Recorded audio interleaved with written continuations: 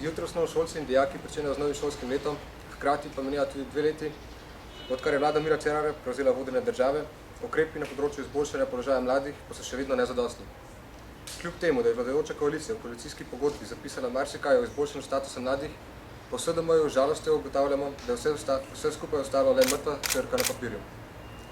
V Slovenski demokratski mladini smo tudi skozi preteklo šolsko leto opozarjali na številne anomalije na področju mladinske problematike, vendar vlada Mira Cerarja ne prisluhne mladim in ne želi izboljšati pogojev za njihovo življenje.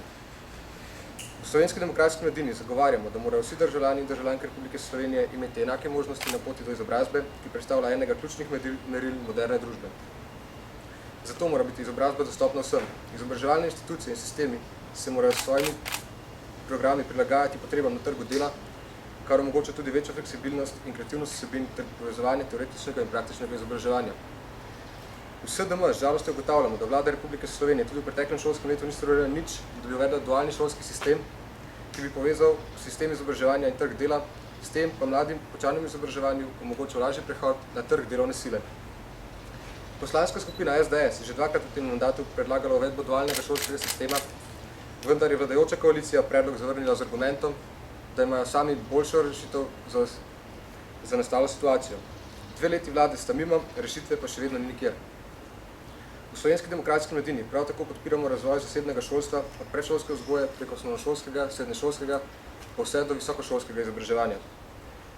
Šolstvo mora vzdrževati dostopnost, raznolikost ponudbe in kakovost izobraževanja, zato pa sta potrebna oba, tako javno kot tudi zasebno šolstvo. Žal pa je zaradi interesa tranzicijske levice privatno šolstvo diskriminatorno obravnavano tudi v slovenski zakonodaji, kar je ugotovilo tudi Ustavno sodišče in naložilo vladi nujno potrebne popravke v primeru financiranja javnega in zasebnega šolstva. Vlada je namesto popravka najprej razmišljala o spremembi ustave, nekaj dni nazaj pa smo slišali, da odločbe Ustavnega sodišča preprosto ne bodo upoštevali in ne bodo uredili financiranja. Toliko o pravni državi, katere polna usta so bila Mira Cerarja, ko je nastopal na predvolilnih soočenjih. V SDS smo predlagali spremembo zakonodaje, ki bi sledila sodbi Ustavnega sodišča, vendar smo bili strani koalicije vehementno zavrnjeni.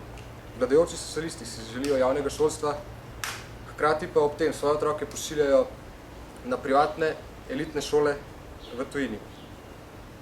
Vlada je v tem mandatu posegla v študentsko delo, ki ga opravljajo tudi dijaki in ga vštela v pokojninsko dobo, a ob hkratnem drastičnem zmanjšanju ponudbe in padcu študentskega dela tega ukrepa ne moremo enačiti z uspehom.